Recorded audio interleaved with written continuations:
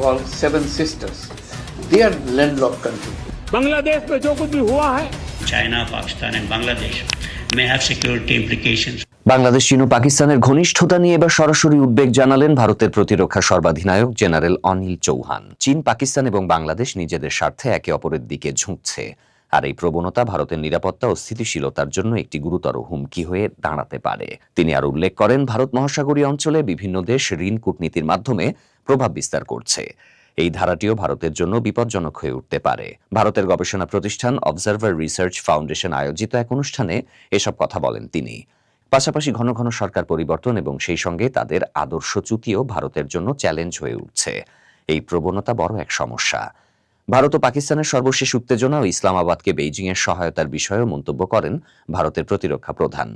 বলেন, সম্ভবত প্রথমবারের মতো দুটি পারমাণবিক অস্ত্রধারী রাষ্ট্র সরাসরি যুদ্ধে লিপ্ত হয়েছে। বিশেষ দৃষ্টি আকর্ষণ করেছে জেনারেল চৌহানের বাংলাদেশ প্রসঙ্গ। তিনি বলেছেন, শেখ হাসিনার নেতৃত্বাধীন আওয়ামী লীগ সরকার ক্ষমতাচ্যুত হয়েছে এবং ভারতে পালিয়ে গেছেন।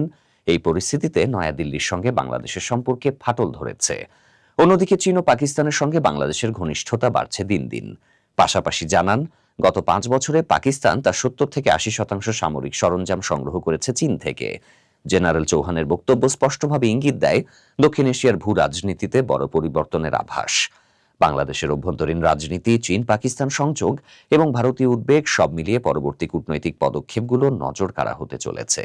এখন দেখার বিষয়, এই পরিবর্তিত পরিস্থিতিতে ভারত কেমন কৌশল গ্রহণ করে এবং বাংলাদেশ তার পররাষ্ট্র নীতিকে কোন পথে এগিয়ে নেয়।